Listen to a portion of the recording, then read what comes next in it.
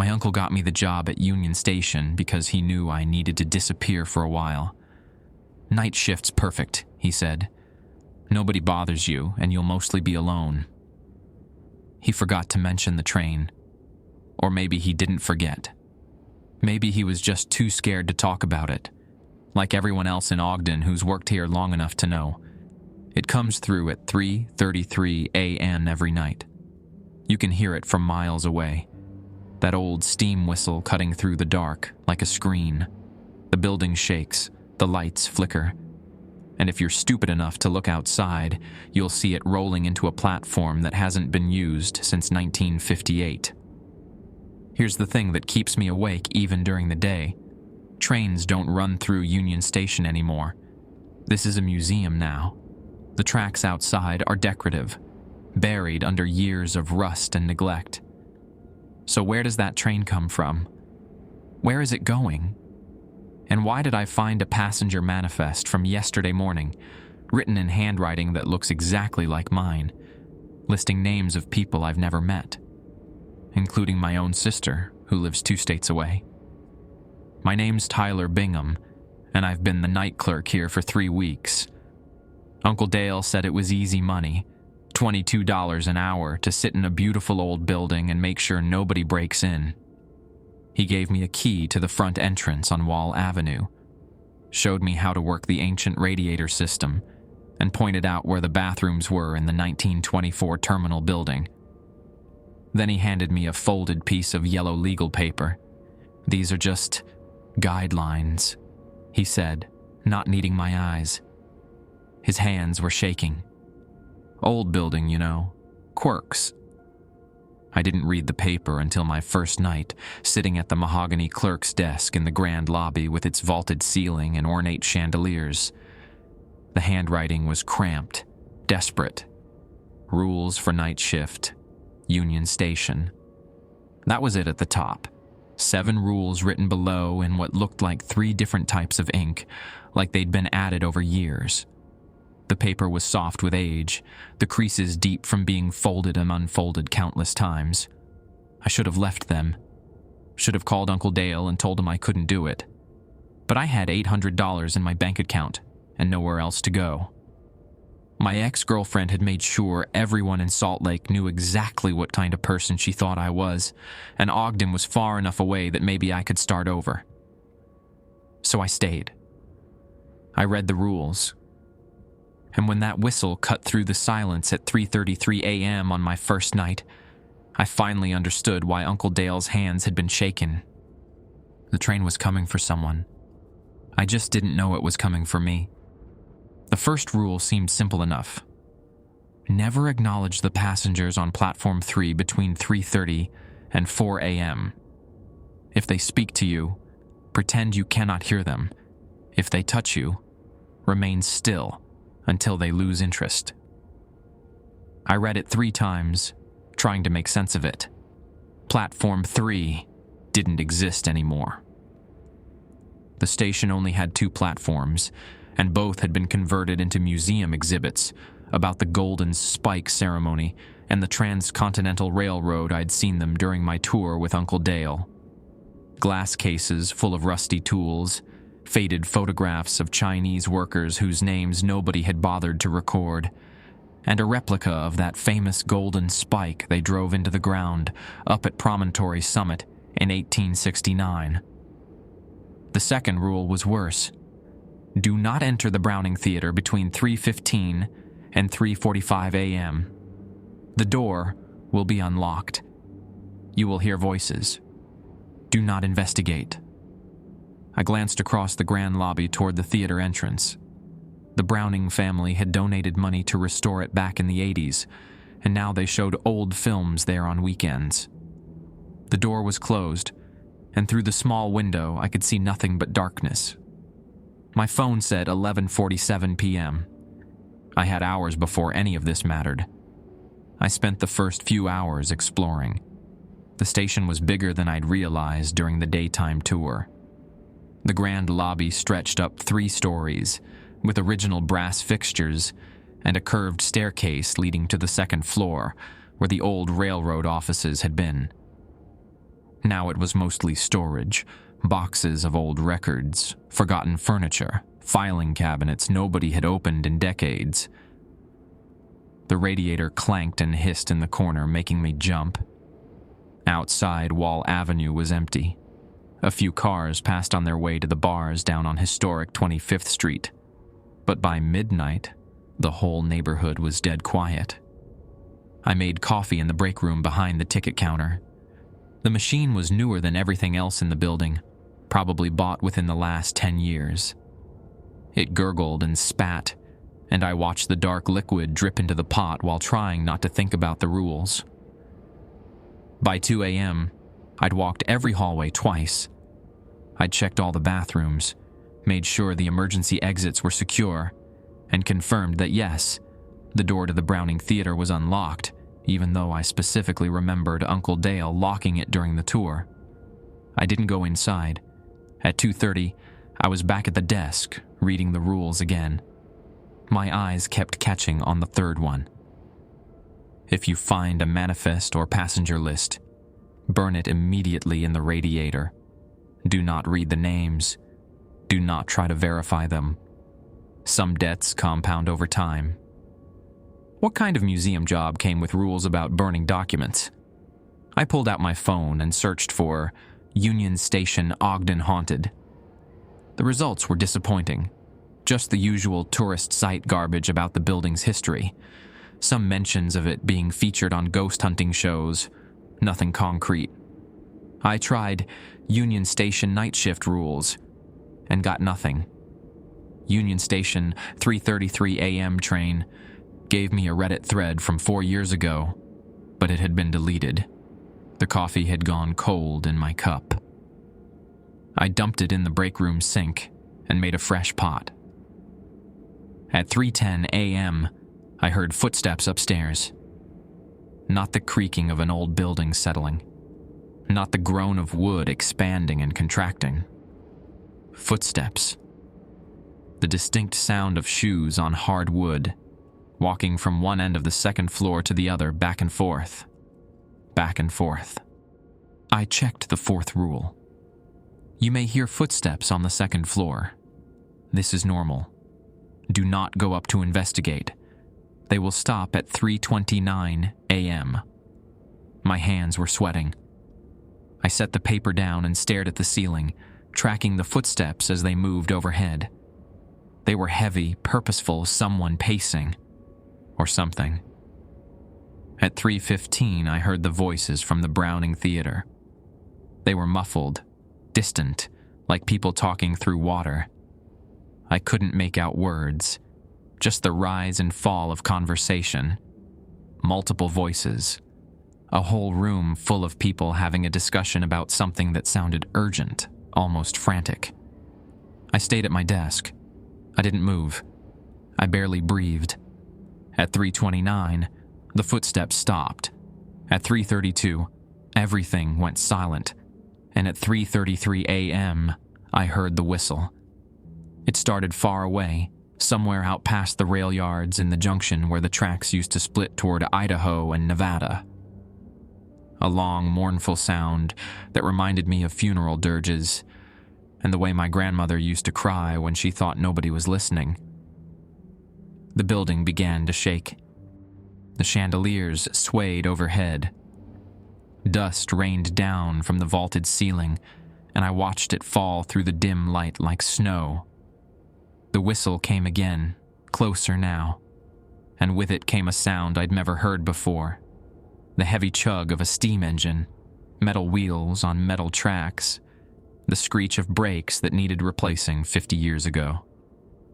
I grabbed the yellow paper. My hands were shaking so badly I could barely read the fifth rule.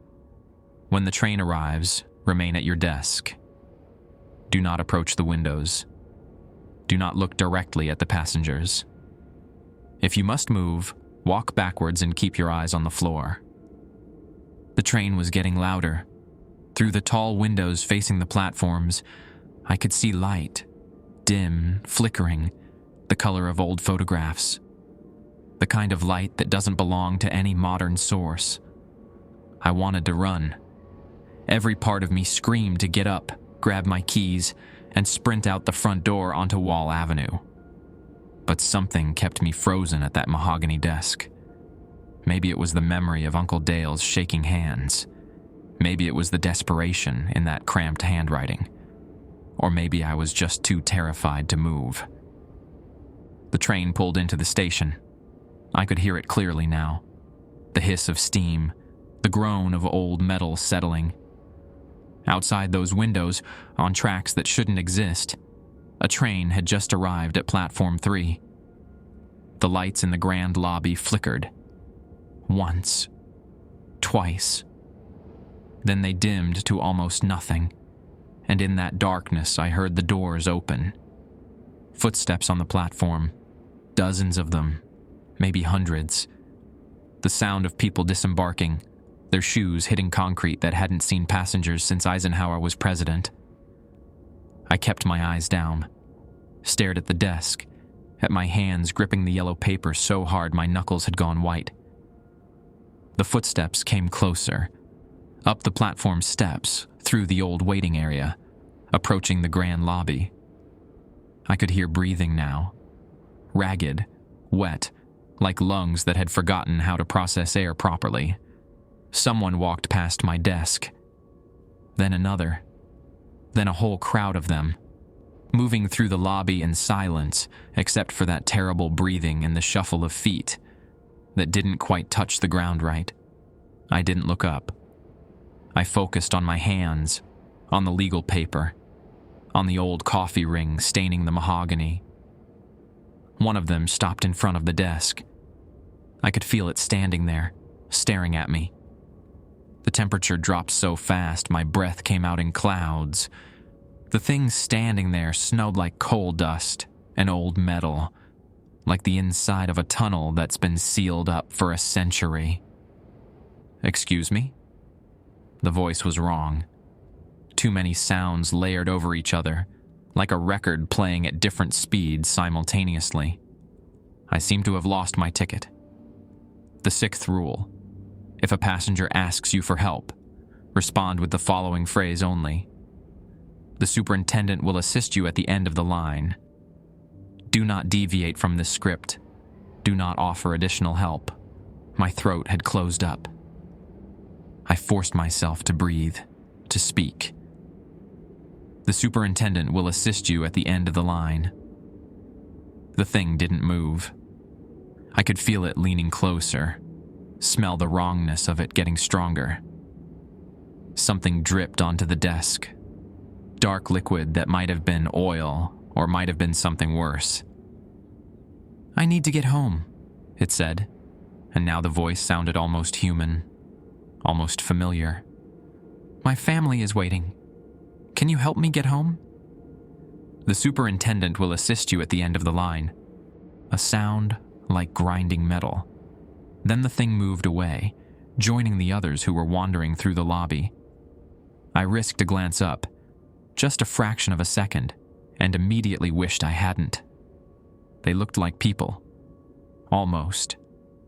The way a photograph looks like a person when you catch it at the wrong angle.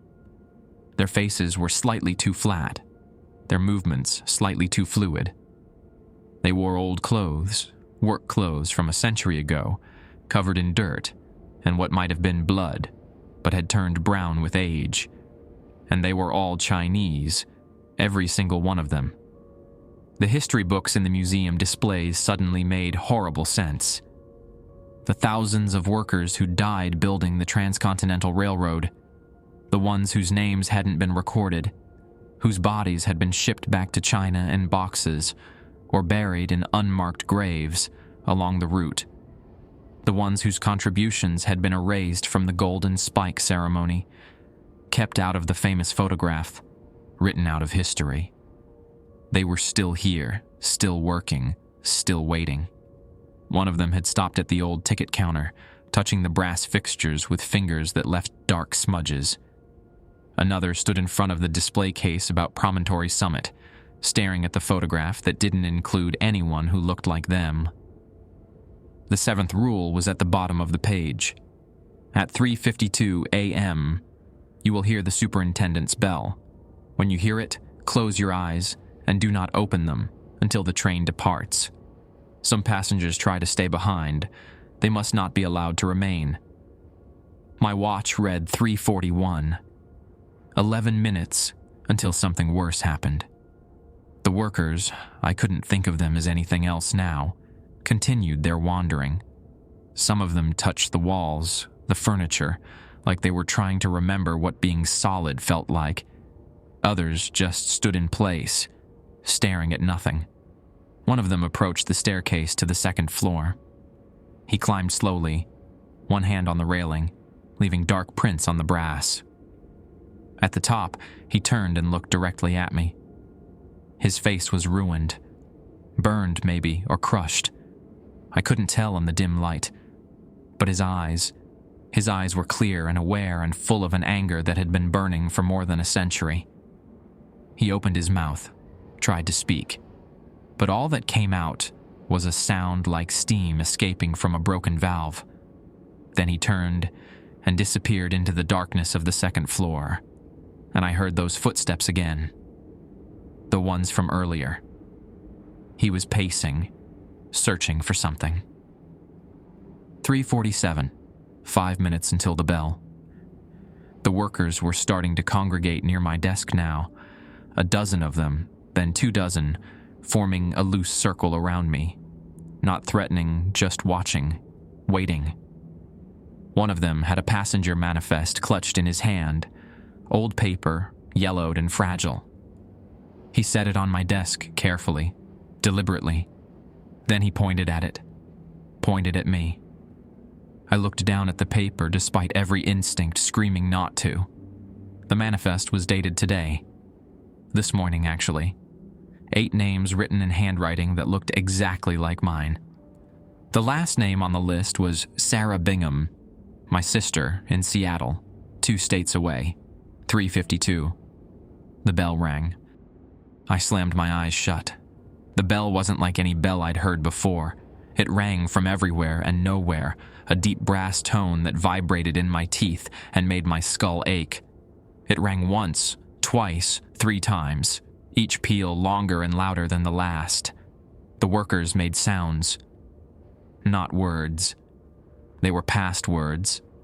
Sounds of protest, of desperation, of rage that had been simmering for over a century.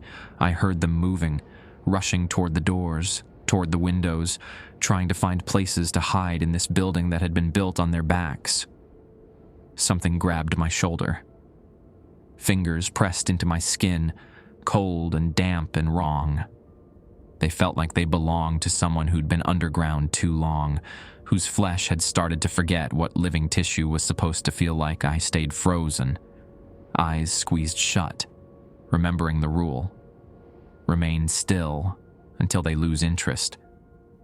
The grip tightened. Nails dug through my shirt. I could feel the thing leaning over me, its face inches from mine. That smell of coal dust and old metal was overwhelming now, mixed with something else. The sweet rot scent of bodies left in sealed spaces. Please. The voice was clearer now, almost human. I just want to go home. I have a wife in Guangdong. I promised her I'd come back. I wanted to help. God, every part of me wanted to help. But I remembered the third rule, the one about debts compounding over time. And I stayed silent. The bell rang again. 4 times. 5 times. The thing's grip loosened. I heard it move away, footsteps retreating toward the platform. All around the lobby, the workers were being called back. Some went willingly. Others fought, their sounds of protest echoing off the vaulted ceiling until they faded into something that might have been sobs or might have been steam escaping.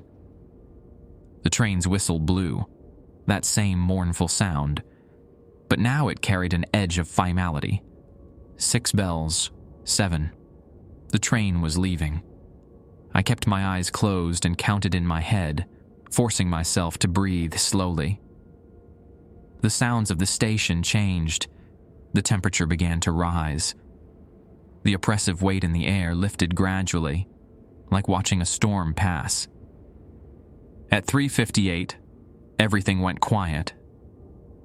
I waited another minute before opening my eyes. The grand lobby was empty. The lights had returned to normal. The manifest on my desk was gone. No sign it had ever been there. But the brass railing on the staircase still showed dark handprints, and there was a wet spot on my shoulder where those fingers had gripped me. I stood up on shaking legs and walked to the windows, facing the platforms. Nothing. Just empty tracks half buried in weeds and rust, exactly as they'd been during my daytime tour. No train, no workers, no sign that anything had happened. But when I looked at my watch, I saw that 4 minutes had somehow turned into 23. It was 4:16 a.m. Time didn't work right here. Not during those hours. I went to the break room and threw up in the trash can. My hands wouldn't stop shaking. I splashed water on my face, stared at myself in the mirror, and tried to convince myself I'd hallucinated the whole thing. Carbon monoxide leak, maybe. Old building, faulty ventilation. I'd breathed in something that made me see things. But the handprints on the railing were still there. And when I pulled up my shirt to look at my shoulder, I saw 5 distinct bruises forming, each one in the exact shape of a finger. I called my sister at 4:30 a.m. It rang 4 times before she answered, her voice thick with sleep. "Tyler? What the hell? It's 2:30 in the morning here. Are you okay?" "What? Yeah, I'm fine. Why wouldn't I be?" I could hear her sitting up, the concern creeping into her voice. "Tyler, what's wrong? Did something happen? Where are you right now? Exactly where are you?" "I'm in my apartment in Seattle, in bed." "Tyler, you're scaring me." "Stay there," I said. "Don't go anywhere today. Don't get on any trains, any buses, nothing. Just stay home." "Okay, now you're really freaking me out. What's going on?" I didn't know how to explain. How do you tell someone their name appeared on a manifest written by dead railroad workers on a ghost train? How do you explain that you work in a museum where time stops and the victims of history come back every night looking for justice? "Just promise me," I said. "Please." "I promise. But you need to tell me what's happening. I'll call you tomorrow, after my shift. Just be safe." I hung up before she could press me further. The rest of the night passed in a haze. I sat at my desk, staring at the rules, trying to understand what I'd gotten myself into. At 6 a.m., the day shift supervisor arrived, a cheerful woman named Barbara Peterson, who'd worked at the station for 15 years. "How was your first night?" she asked, setting her purse down at the desk. "Quiet," I lied. She glanced at the brass railing, at those dark handprints. Something flickered in her expression. Recognition, maybe, or resignation. "You should clean that before we open," she said. "Visitors don't need to see it." So she knew. Or at least suspected. "Barbara," I said carefully. "How many night clerks have worked here?" "Oh, a few. Turnover's pretty high for that shift." She was organizing papers, not meeting my eyes. "People find it stressful." "What happened to the last one?" "Tommy Reyes. He quit. Said he got a better job in Salt Lake. Moved there pretty suddenly." She paused. "His girlfriend works at the visitor center downtown. She says she hasn't heard from him in 6 months. And before him?" "Listen, Tyler." She finally looked at me. "You seem like a nice kid. Your uncle spoke highly of you. But if you can't handle the night shift, that's okay. Nobody would blame you." "Why did my uncle really get me this job?" Barbara's expression hardened. "You should ask him that yourself." I drove straight to Uncle Dale's house in the North Ogden foothills. He lived alone in a rambler with a view of the valley, the kind of place people move to when they want to pretend the city doesn't exist. His truck was in the driveway, but he didn't answer when I knocked. I used the spare key he'd given me years ago. He was sitting at his kitchen table, a bottle of Jack Daniels 3/4 empty in front of him. He looked like he hadn't slept in days when he saw me. Something broke in his face. "You made it through the first night," he said. It wasn't a question. "What the hell is that place, Dale? I tried to warn you. The rules don't explain anything." I slammed the yellow paper down on his table. "There's a train full of dead railroad workers that shows up every night. They're looking for something. And my sister's name was on a manifest." His face went pale. "Sarah? They have Sarah's name? You knew this could happen. That's why you got me the job. What did you do?" Uncle Dale drained the rest of his glass. His hands were steadier than I expected. 30 years ago, I was on a restoration crew here. We were renovating the basement, clearing out old storage. Found a sealed room behind a false wall. Probably been closed up since the 50s. Inside were boxes of documents. Passenger manifests, payroll records, accident reports. He poured another drink. There were hundreds of names in those reports. Chinese workers who died building the railroad, crushed in cave-ins, blown up in blasting accidents, frozen to death in winter camps. The railroad companies never reported most of them, just buried the bodies and kept working. The documents proved it, showed the cover-up. "What did you do with them?" "I took them. Thought they should be in a museum, properly archived. Gave them to the Historical Society." He laughed, bitter. "That night, the train came back first time in decades, according to the old-timers. And it's been coming every night since." "So you released them? You brought them back?" "No." He looked at me with haunted eyes. "I gave them a voice. I proved they existed. And they've been trying to collect on the debt ever since, the debt everyone owes them. Everyone whose family benefited while theirs suffered. My family didn't. Your great-great-grandfather worked for Union Pacific Management. He signed off on the accident reports, the ones that said no casualties when there were dozens." Dale's voice cracked. "The Binghams made money from that railroad. Good money. Built this whole life on it. And those workers, they want it back." I stared at him. "So you've been feeding them, night clerks, people to take your place?" He didn't deny it. "I thought if I kept the station staffed, kept someone following the rules, they'd be satisfied. Stay contained." "Tommy Reyes never quit, did he?" Uncle Dale looked away. If you like the stories, please hype the videos from a button like this just above the comment section.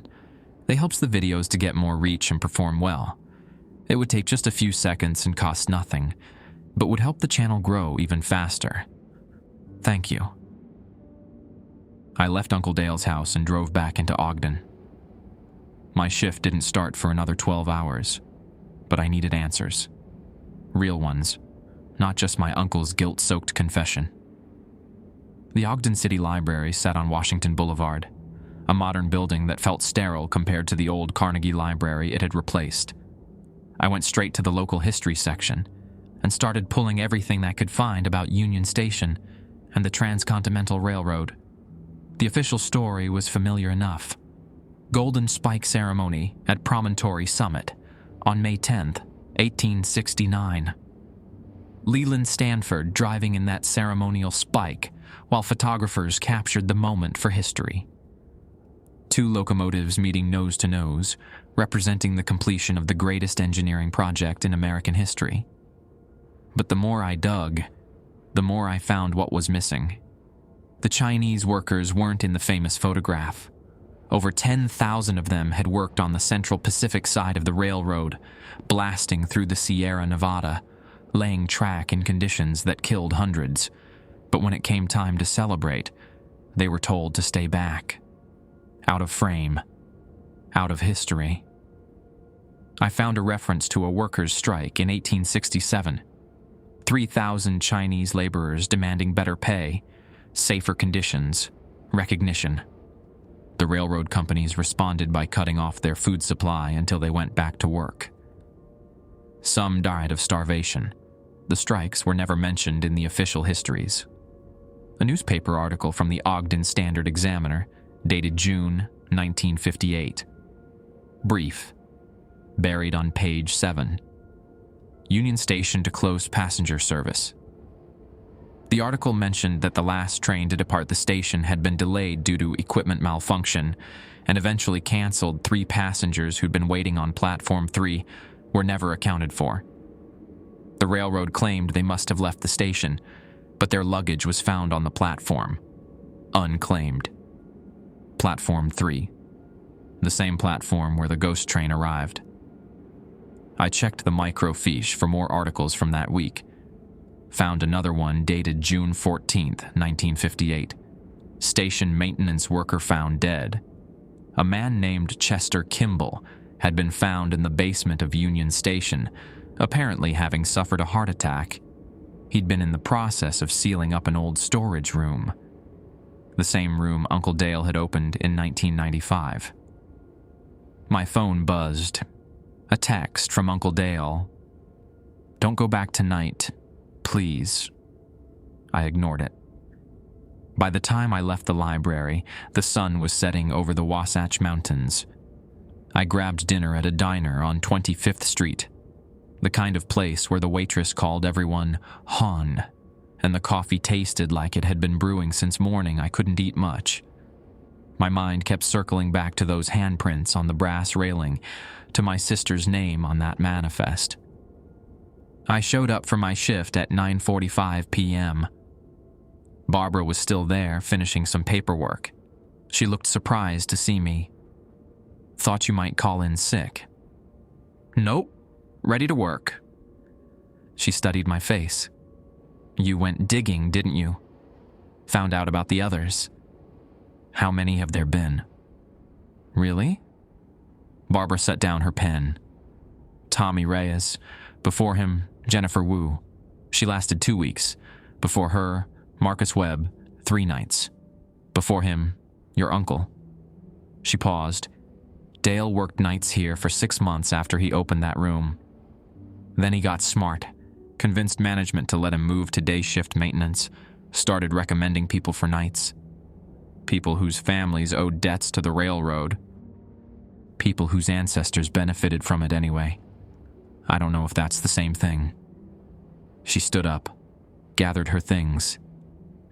"The workers, the ones on the train, they're not looking for revenge exactly. They're looking for acknowledgement, recognition, someone to finally admit what happened to them.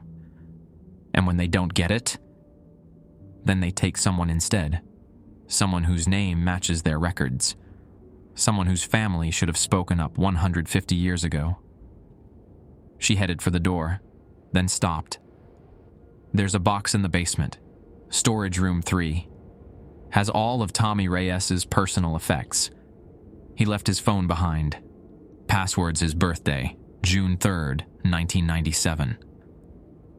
"Why are you telling me this?" "Because you're asking questions instead of just following the rules. That's different." She looked at me with something that might have been hope or might have been pity. Maybe different is what this place needs. After she left, I went down to the basement. The stairs were narrow and steep, the walls close enough that I had to turn sideways at points. The basement smelled like mildew and old paper, with an underlying chemical smell from cleaning supplies stored down here. A single fluorescent light buzzed overhead, casting everything in a sickly green tint. Storage room 3 was at the far end of the hall. The door wasn't locked. Inside were boxes stacked floor to ceiling. Most of them were labeled with dates, old museum records, donation receipts, maintenance logs. But on a shelf near the back, I found the cardboard box marked Reyes Personal. Tommy's phone was inside, along with his wallet, keys, and a notebook. I powered on the phone. The battery was nearly dead, but it had enough charge to work. I entered his birthday. The phone unlocked. His last text messages were all to someone named Angela. His girlfriend, probably. They were dated 6 months ago, all sent on the same night. His first night, I realized. Tommy, 11:47 p.m. This place is dead quiet. Kinda creepy, Lowell. Tommy, 1:23 a.m. Okay, definitely hearing weird shit now. Tommy, 3:28 a.m. Angela, I'm not joking, something is really wrong here. Tommy, 3:34 a.m. There's a train outside. On the old tracks. How is there a train? Tommy, 3:41 a.m. They're in the building. God, they're everywhere. Tommy, 3:55 a.m. I read the manifest. Angela, my name is on it. My mom's name is on it. Angela, please. And then nothing. No more messages. His last activity on the phone was at 3:58 a.m. I checked his photos. The most recent ones were from that night, taken in the grand lobby. Most were too dark to see anything clearly, but in one of them, I could make out faces in the background, flat faces. Wrong faces. The workers, crowded around something near the ticket counter. I zoomed in. They were gathered around a person. Someone sitting at the desk with their head down on the mahogany surface. I could just barely see their face in the dim light. It was Tommy Reyes, which meant the photo had been taken after he died, or after something that looked like death had claimed him. I sat down hard on a box, my legs suddenly unable to hold me. Tommy hadn't quit. He'd become part of the train. One more passenger for the ghost railroad. One more debt collected. And they wanted Sarah. They wanted my sister to replace someone whose name matched hers. Someone from 1869 whose family never knew what happened to them. The whistle cut through the basement walls like they were paper. I pressed my hands against my ears, but it didn't help. The sound was inside my head now, vibrating in my bones, making my teeth ache. The fluorescent light overhead began to flicker. On, off, strobing the narrow hallway in rhythm with my racing pulse. In the gaps of darkness, I saw shapes moving at the far end of the corridor. Shapes that hadn't been there before. I backed against the locked door and tried Sarah's number again. Still voicemail. I sent her a text. Answer your phone, now, emergency. The train's brakes screeched above me. The whole building shook. Dust rained from the ceiling, and somewhere in the distance I heard glass breaking. The workers were arriving, flooding into the station, like they did every night at 3:33. But I wasn't at my desk. I wasn't following the rules. The shapes at the end of the hall were getting closer. I could see them now in the stuttering light. 3 workers, their faces ruined by cave-ins or explosions or frostbite. They moved wrong, joints bending at angles that made my stomach turn. One of them dragged the pickaxe behind him, the metal scraping against concrete with each step. I hammered on the door. "Let me out! Barbara! Uncle Dale! Someone!" No answer. Just the scraping of that pickaxe getting closer. Tommy's notebook was still in my hand. I flipped through it frantically, looking for something. Anything useful. His handwriting got shakier as the entries progressed, like he'd been writing while terrified or exhausted, or both. "The workers aren't evil," one entry read. "They're trapped, just like us. Maybe if we..." The sentence cut off there. He'd never finished the thought. The workers were 15 feet away now, 10 feet. I could smell them. coal dust and dynamite residue and the copper tang of blood that had soaked into earth 150 years ago. I looked down at Tommy's phone, still clutched in my other hand. One photo was still open, the one showing Tommy's body at the desk, the workers gathered around him. I zoomed in further, past Tommy, to what the workers were looking at. There was something on the desk in front of him, a manifest, spread open.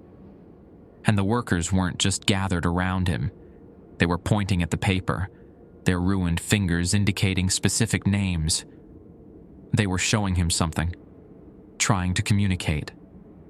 The worker with the pickaxe was 5 feet away. I could see his face clearly now, what was left of it.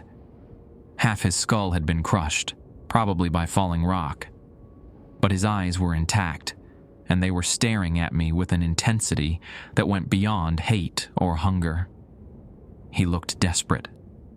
He raised the pickaxe. I held up Tommy's notebook. Wait, please. I'm trying to understand. The pickaxe stopped mid-swing. The worker's mouth moved, trying to form words. That sound came out, the steam valve hiss, the grinding of metal on metal. But underneath it, I could almost hear actual words. Almost understand. Show me, I said. Show me what you need. The 3 workers looked at each other. Something passed between them, a decision being made without words. Then the one with the pickaxe lowered his weapon and gestured toward the end of the hall, toward the sealed storage room, the one Uncle Dale had opened 30 years ago. The door to that room stood open now, though I knew it had been locked, had been sealed. Light spilled out of it, not electric light, but something older.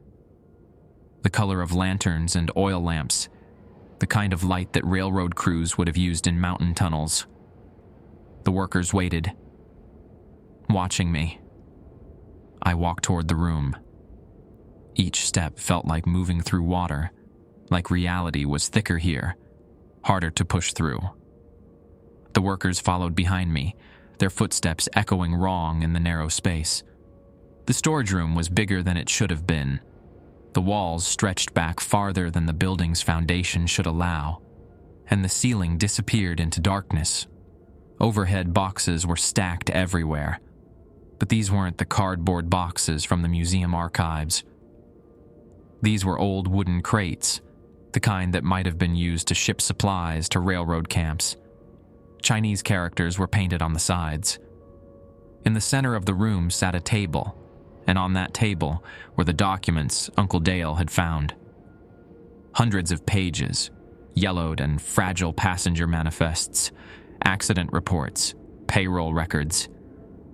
All the evidence of the workers who died, whose names had been erased, whose families never knew what happened to them. But there was something else too. A newer pile of papers, printed on modern copy paper. Someone had been researching, compiling information I recognized Uncle Dale's handwriting in the margins, notes, translations, attempts to match the Chinese names to English records. One of the workers moved past me and pointed at a specific document. An accident report from August 1868, detailing a nitroglycerin explosion in Summit Tunnel. 7 casualties, the report said. No property damage.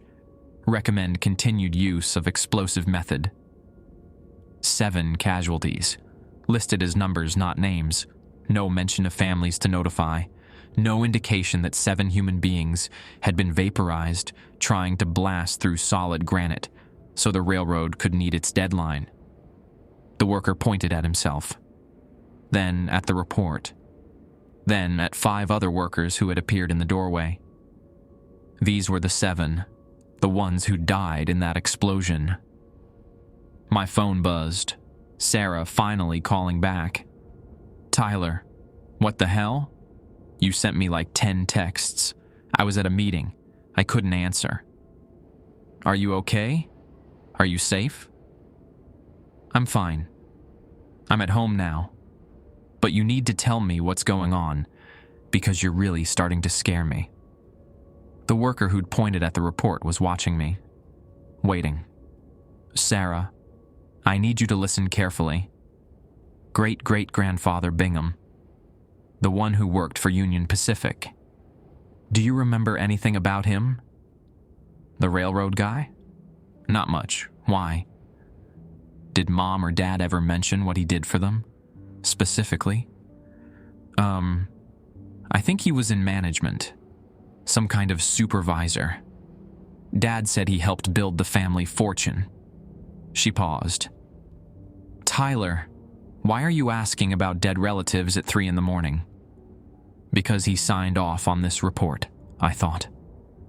Because he wrote no property damage when 7 men died. Because he profited from their deaths and never acknowledged them. I need to call you back," I said. "Tyler." I hung up. The workers were all in the room now. Dozens of them, crowded around the table, pointing at documents. Each one showing me their death. Each one demanding I see them, acknowledge them, admit that they'd existed, and their lives had mattered. I started reading the reports out loud, all of them.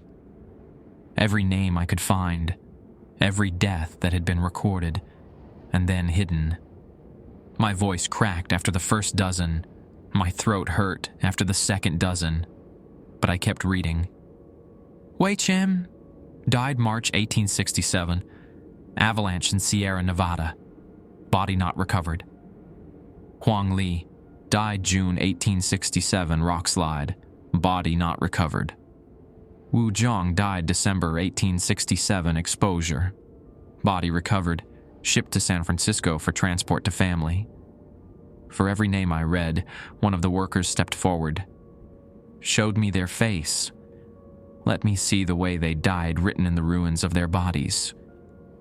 And they faded just slightly, became a little more transparent, a little less solid. I kept reading. My voice went hoarse, but I didn't stop.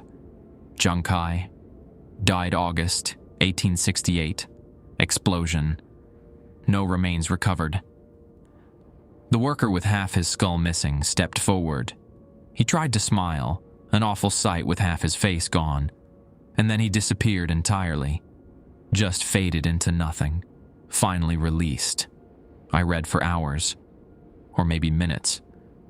Time didn't work right in this room. I read until I'd gone through every document on that table, until my voice was barely a whisper, until the room was nearly empty. Only 3 workers remained. They stood together, holding a document I hadn't seen yet. A manifest dated this morning. My handwriting, listing 8 names. Sarah's name was on it, but it wasn't the only one. The other 7 names were workers, the ones who died in Summit Tunnel. The manifest was showing an exchange, 8 lives for 7 deaths, the debt being collected across generations. But there was something written at the bottom in different handwriting. Recent handwriting, Tommy Reyes's handwriting. Debts can be paid through recognition, not blood. Acknowledge, remember, speak their names. The 3 remaining workers looked at me. One of them held out the manifest. I understood. They weren't asking for my sister. They were asking me to read their names. The ones on this manifest. The ones that Tommy had figured out, translated, researched the real names, not the anglicized versions in the railroad records. Zhang Wei, I read. Chen Guang, Liu Hong. The 3 workers bowed their heads. Huang Shen, Wu Feng, Li Chen, Wang Tao. They began to fade. I see you, I said. Your deaths mattered. Your lives mattered. You built something that lasted 150 years. You should have been in that photograph. You should have been honored. The last worker looked at me with clear eyes. His face was whole now, restored. He smiled, a real smile this time, and spoke in perfect English. Thank you for remembering. Then they were gone. The storage room door slammed open behind me. Barbara stood there, breathing hard, holding a flashlight. "The train," she said. "It's leaving early. Something's different. Something's changed." I followed her up the stairs to the grand lobby. The door that had been locked swung open easily now. Through the tall windows, I could see the ghost train on platform 3. But it looked different. The workers visible in the windows weren't reaching and screaming anymore. They sat quietly, their faces peaceful. The train's whistle blew one last time, not mournful now, but almost triumphant. Then it began to move, slowly at first, then faster, heading north toward Promontory Summit, toward home. My phone rang. Uncle Dale. "What did you do?" His voice was shaking, but not with fear this time. "Tyler, what did you do?" "I read their names," I said. "All of them." Silence on the line. Then, "Is it over?" "I don't know. Maybe. For tonight, at least." But even as I said it, I knew it wasn't enough. Reading the names in a basement to an audience of ghosts wasn't real acknowledgement. It wasn't justice. It was just a start. I didn't sleep after my shift ended. Instead, I drove to the University of Utah in Salt Lake City, arriving just as the history department opened at 8 a.m. Professor Linda Yamamoto specialized in Chinese American history, according to her faculty page. Her office was on the 3rd floor of the Carolyn Tanner Irish Humanities Building, walls lined with books about immigration, labor movements, and the Transcontinental Railroad. She looked up from her desk when I knocked. "Can I help you?" "I need to know about the Chinese workers who died building the railroad, specifically the ones who died near Ogden, and I need to find their descendants." She set down her coffee. "That's a tall order. Most of those workers' names were never recorded. The ones that were got anglicized or mistranslated family connections are nearly impossible to trace. What if I have the original records? Names written in Chinese characters, accident reports, dates." Professor Yamamoto stood up. "Where did you get these records?" I told her. Not about the train. I wasn't ready to explain that part yet. But about the sealed storage room, the documents Uncle Dale had found, the evidence of deaths that had been deliberately hidden. She listened without interrupting. When I finished, she pulled out her phone and made a call. "David, it's Linda. Remember that research you did on the Railroad Worker Memorial Project? I need you at my office, now." 20 minutes later, a man in his 60s arrived. Professor Yamamoto introduced him as David Leung, president of the Chinese Railroad Workers Descendants Association. His great-great-grandfather had worked on the Central Pacific, survived, and made it home to Guangdong province with stories about ghosts haunting the tunnels. "My family never forgot," David said after I explained what I'd found. "We've been trying for generations to get these workers recognized, but without documentation, without proof, the historical societies just dismiss it as folklore. I have the proof," I said. "Hundreds of accident reports, death certificates, payroll records showing workers listed one week and gone the next, all of it hidden away in that storage room." David and Professor Yamamoto exchanged glances. "Can you get us access to those documents?" she asked. I thought about Barbara, about the way she'd looked at me when she said, "Maybe different is what this place needs." "Yes." We drove to Ogden in David's car, a Subaru with a faded bumper sticker that read, "Remember the Forgotten." The whole way he told me stories his grandmother had passed down, about workers who died in avalanches, their bodies left under the snow because it was too expensive to dig them out. about men who went mad from the nitroglycerin fumes and walked off cliffs, about the time the railroad cut off food supplies during the strike, and men starved while standing next to train cars full of provisions. My great-great-grandfather said he heard them at night, David said as we crossed into Ogden. The ones who died. He said they walked the tracks, looking for the way home. I felt goosebumps rise on my arms. Did he ever work at Union Station? He helped build it. 1869, right after Promontory Summit. Said it was supposed to be a celebration of what they'd accomplished, but they weren't invited to the opening ceremony, weren't allowed inside until it officially opened for passengers. David pulled into the parking lot on Wall Avenue. He died believing nobody would ever acknowledge what happened to his brothers, what they sacrificed. Barbara was in the lobby when we arrived. She took one look at David and Professor Yamamoto and seemed to understand immediately. "The basement's open," she said. "Take whatever you need." We spent 6 hours in that storage room, photographing documents, creating spreadsheets, cross-referencing names. Professor Yamamoto read the Chinese characters aloud, translating them into English, while David recorded everything on his phone. Some of the names made him pause, his voice catching. "I know this family," he said, pointing at one manifest. "The Zhongs. They're in San Francisco now. 3rd and 4th generation. They never knew what happened to their ancestor." By 3 p.m., we had documented over 300 deaths. Workers who'd been erased from history, whose families never received bodies or compensation, or even confirmation that they'd died.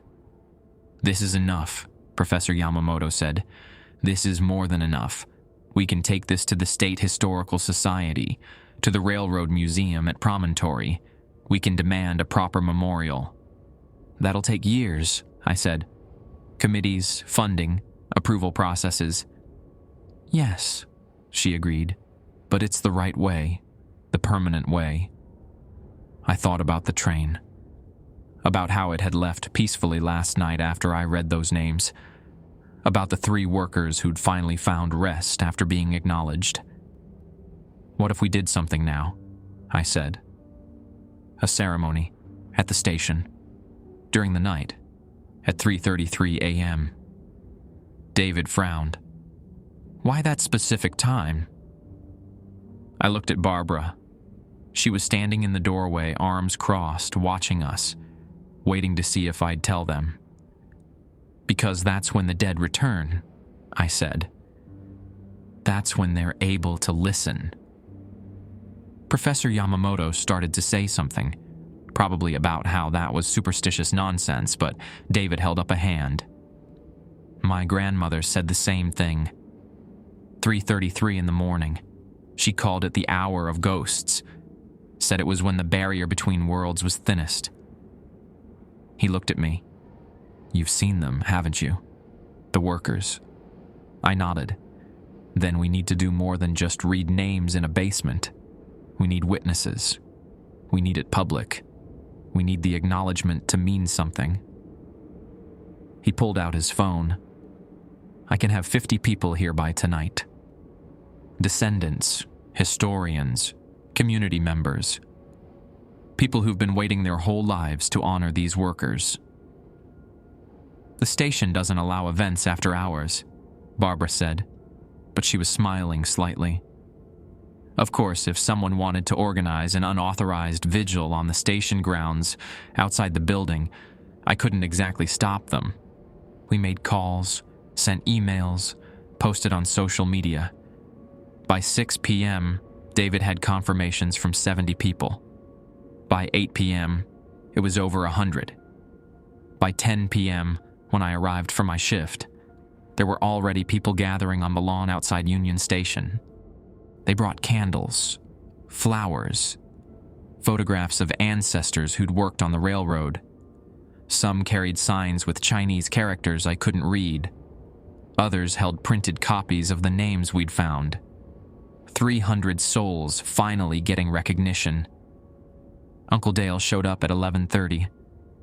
He looked smaller somehow, older.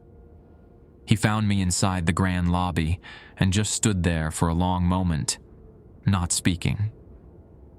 "I'm sorry," he finally said. "For all of it. For being a coward. For thinking I could make deals with the dead. You tried to contain something that shouldn't have been contained. They needed to be heard, not hidden away." "I know that now." He looked out the window at the growing crowd. "Tommy Reyes's girlfriend is out there. Angela. She deserves to know what happened to him." What did happen to him? He figured it out. Same as you did. Started researching the workers, translating names, planning some kind of memorial ceremony. But he tried to do it alone. Tried to face the train by himself that night. Uncle Dale's voice cracked, but he took him because he read the manifest, because he knew their names but didn't speak them where anyone else could hear. Acknowledgement without witness isn't enough. It has to be public. It has to be real. At midnight, I went outside and joined the crowd. David stood on the station steps, holding a microphone connected to a portable speaker. "Thank you all for coming," he said. "Tonight, we're here to acknowledge a debt that's been outstanding for 156 years. We're here to speak the names of the forgotten. We're here to say, finally, that their lives mattered." Professor Yamamoto began reading names from the list we'd compiled. After each name, someone in the crowd would light a candle. Some people wept. Others stood in silence, holding photographs of ancestors whose stories had been passed down through generations, but never validated by official history. By 3 a.m., the lawn was filled with flickering candles, a sea of light surrounding the dark shape of Union Station. At 3:15, I heard the footsteps on the second floor inside the building. At 3:29, they stopped. At 3:32, everything went silent. Even the crowd outside seemed to sense something changing.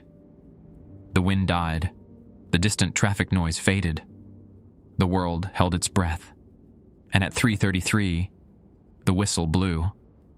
But this time, it didn't sound like a scream. It sounded like a greeting, like recognition, like relief. The train appeared on platform 3, visible through the tall windows. But it was different now. The workers in the windows weren't reaching desperately toward the building. They were looking out at the crowd, at the candles, at the living people who had finally come to remember them. David continued reading names. The crowd responded to each one. "We remember. We honor you. Your sacrifice is not forgotten." The train's lights grew brighter. Not the dim, flickering yellow of ghost light, but a warm golden glow that spilled out onto the platforms and across the lawn. Inside that glow, the workers were changing. Their faces restored.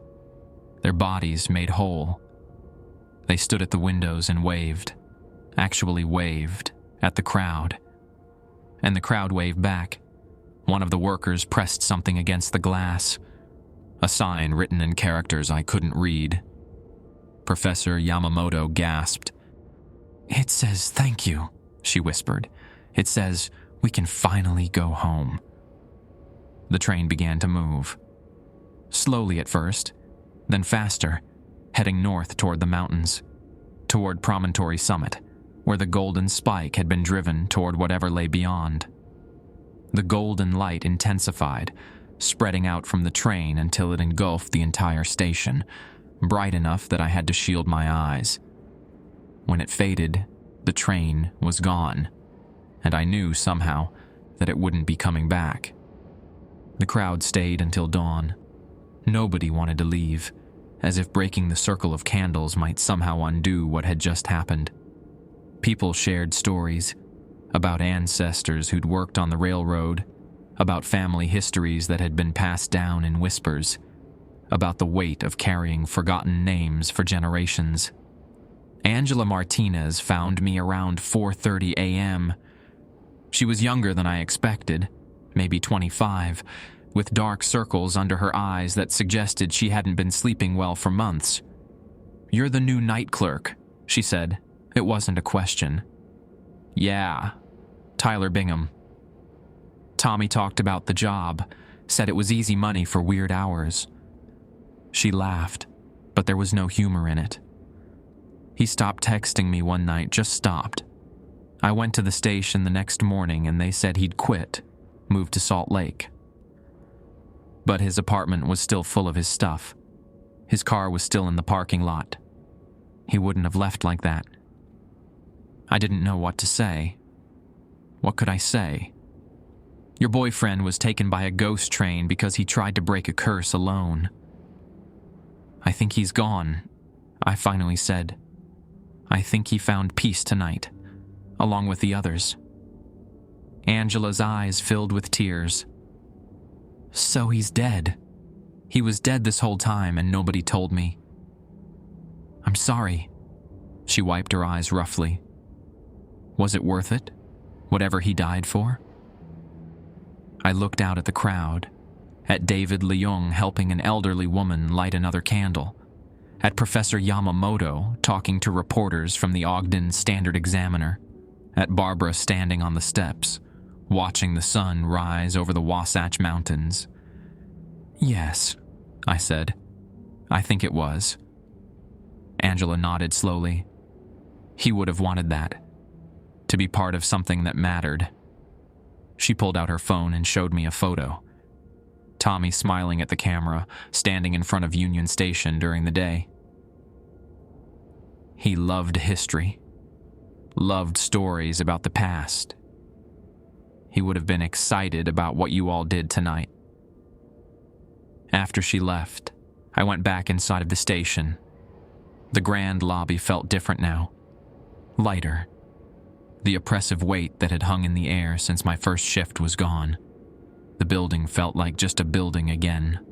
Old, beautiful, but no longer haunted by rage and grief. Uncle Dale was sitting at my desk, staring at his hands. "It's done," I said. He looked up. "The train? Gone. For good, I think." He exhaled slowly, like he'd been holding his breath for 30 years. "And the workers?" At peace, finally acknowledged, finally able to rest. Uncle Dale put his face in his hands. His shoulders shook, and I realized he was crying. "I thought I had to keep feeding it. Thought if I stopped sending people, it would come from me for my family. You were trying to contain something that needed to be released. We all make mistakes." Tommy Reyes, Jennifer Wu, Marcus Webb. He looked at me with red eyes. "How many people died because I was too scared to do what you did tonight?" I didn't have an answer for that. Maybe there wasn't one. Barbara came inside and put a hand on Uncle Dale's shoulder. "The Historical Society is here. They want to talk about making the basement archives official, turning the storage room into a proper memorial exhibit." Uncle Dale wiped his eyes. "That's good. That's what should have happened from the beginning." The next few hours were a blur of interviews, photographs, and planning meetings. The mayor showed up around 7 a.m., clearly annoyed at not being informed about the ceremony, but trying to look supportive for the cameras. David Leung was already talking about a permanent memorial at Promontory Summit, a wall inscribed with the names of every worker who died building the Transcontinental Railroad. "It'll take funding," he said. "Years of advocacy. But tonight proved there's public support. People want to remember." Professor Yamamoto was coordinating with the Utah State Historical Society to properly archive and preserve the documents we'd found. "This is the most significant discovery related to Chinese railroad workers in decades," she told the reporters. "These records prove what families have known all along, that thousands died, and their deaths were deliberately concealed." I stepped outside for some air around 9 a.m. The candles had burned down to stubs, but people had left flowers all over the lawn. Roses, chrysanthemums, offerings of fruit and incense. Someone had placed a photograph against the station wall, an old sepia image of Chinese workers standing on railroad tracks, their faces serious, their clothes worn. Sarah called while I was standing there. "I saw the news," she said. "Tyler, what the hell happened? They're saying you organized some kind of memorial ceremony at 3 a.m.? It's a long story. I have time, and you owe me an explanation for those weird phone calls." I told her everything: the train, the rules, Uncle Dale's confession, the manifest with her name. She didn't interrupt, didn't tell me I was crazy. When I finished, there was a long silence. Our family profited from their deaths. She finally said, "Yeah, Jesus, no wonder you were freaking out." Another pause. "Is it over? Really over?" "I think so. The train's gone. The workers found peace. And the debt. Paid. Not with blood, but with recognition. With finally admitting what happened." Sarah was quiet for a moment. "I'm going to come visit. Soon. I want to see the memorial when they build it."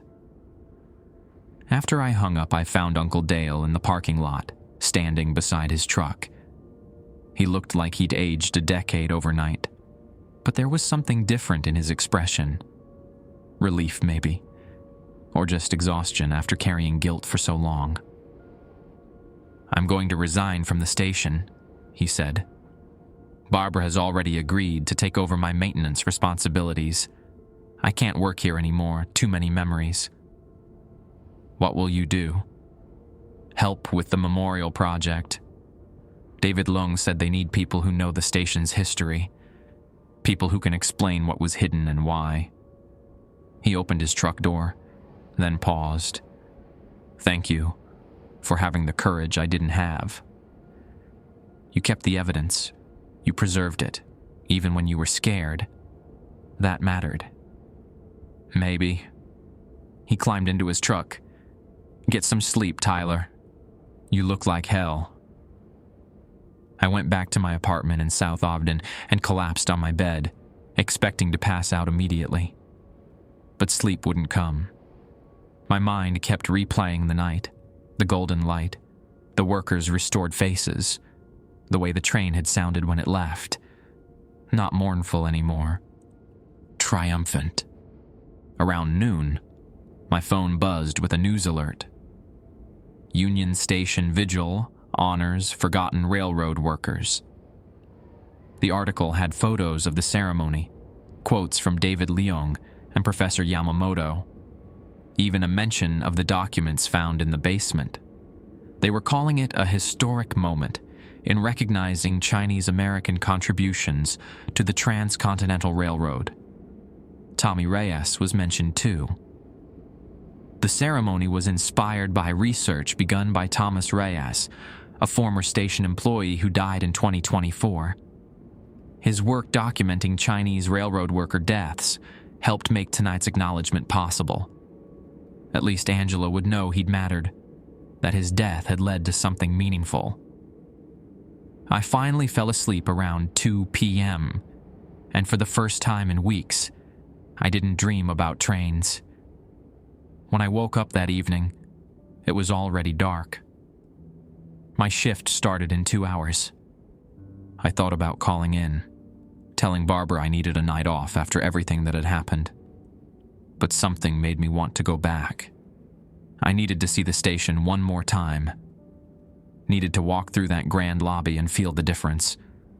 Needed to confirm that the wait was really gone, that the building was just a building now. I arrived at 9:30 p.m. Barbara was still there, sitting at the desk with a cup of tea. "Couldn't stay away?" she asked. Wanted to make sure it was real. "It's real. I've worked here for 15 years, and I've never felt the building this peaceful." She smiled. "You did good, Tyler. Better than anyone expected." I did my rounds that night, checked the bathrooms, walked the hallways, climbed to the second floor. Everything felt different. The footsteps were gone. The voices from the Browning Theater were silent. Even the radiator seemed to clank more cheerfully, like it was relieved to just be a radiator again, instead of a potential pyre for burning manifests.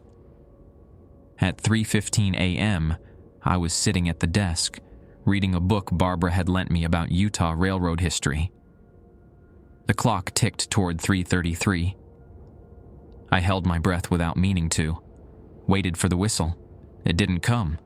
3:33 passed, then 3:34, then 3:35. The station remained quiet. No train, no workers, no ghosts desperately trying to be acknowledged. Just an old building in Ogden, beautiful and historic and finally, blessedly, at peace. I pulled out the yellow legal paper with the rules and read through them one last time. Then I folded it carefully and put it in the desk drawer. Just in case. Just to remember. But I didn't think anyone would need those rules anymore. Uncle Dale died on a Tuesday in late spring. Sarah called me at work to tell me. I was sitting at the desk in the grand lobby, filling out maintenance logs for Barbara, when my phone rang. He went peacefully, she said, in his sleep. The neighbors found him this morning when he didn't show up for his volunteer shift at the memorial project. What time? I asked, though I already knew. Sarah paused. The coroner said sometime around 3:30 a.m. Why? No reason. I'll drive up to the house. I hung up and checked the security footage from last night. The cameras had captured something the naked eye would have missed. At exactly 3:34 a.m., a faint golden light had appeared in the grand lobby, lasting only seconds before fading. The same color as the light from the train when it departed for the last time. Uncle Dale had been released, finally freed from 30 years of guilt and fear. His funeral was held at the station. David Lung suggested it, and somehow it felt right. We gathered in the grand lobby, under those vaulted ceilings, and people shared stories about Dale Bingham. Not just about his mistakes, but about how he'd spent his last months working tirelessly on the memorial project, translating documents, contacting families, trying to make amends. He helped us recover 17 more names, David said during the service. 17 workers whose families had been searching for them across generations. He gave them closure. After the funeral, I went back to work. I'd kept the night shift, partly because the pay was good, but mostly because I felt like I needed to be there, to make sure the peace held, to honor what had been accomplished. The memorial exhibit opened in the basement storage room that summer. They'd converted it into a proper gallery, with glass cases holding the original documents, translated placards explaining the history, and a wall inscribed with every name we'd been able to recover. 347 workers, no longer forgotten. Professor Yamamoto curated the exhibit. On opening day, she stood in front of the name wall and read each one aloud, just like we'd done during the ceremony. But this time, there were no ghosts, no golden light, no train, just visitors listening respectfully, learning about people who'd been written out of history. The passenger manifests with living names stopped appearing. I checked every night for weeks, searching the desk, the basement, the second floor offices, nothing. Whatever system had been marking people for collection was broken, dissolved along with the curse. I still follow the old rules sometimes, out of habit. I stay at my desk between 3:30 and 4 a.m. I don't enter the Browning Theater during those hours, even though I know it's safe now. I keep my eyes on the floor when walking past the windows at 3:33, just in case. But the footsteps never return. The voices stay silent. The train is gone. Barbara retired last month. Before she left, she handed me the yellow legal paper with the rules, now preserved in a protective sleeve. "Keep it," she said. "Part of the station's history now. A reminder of what happens when we forget the people who built our world." I framed it and hung it in the new memorial exhibit right next to a photograph from the ceremony. 100 people holding candles, honoring the forgotten dead. Sometimes late at night, when I'm alone in the grand lobby, I think I hear something. Not footsteps or voices or the whistle of a phantom train. Just a feeling.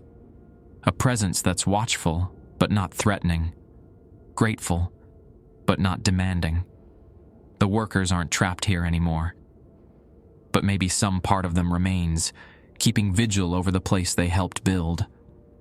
Making sure their story doesn't get erased again. And every night at 3:33 a.m., I look up from my desk toward Platform 3 and whisper the same thing. "We remember. We honor you.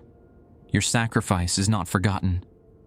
The station stands quiet and still, a monument to both the living and the dead. To the history we acknowledge and the debts we finally paid. I'm still the night clerk at Union Station, but now I'm just watching over a museum. Not a tomb,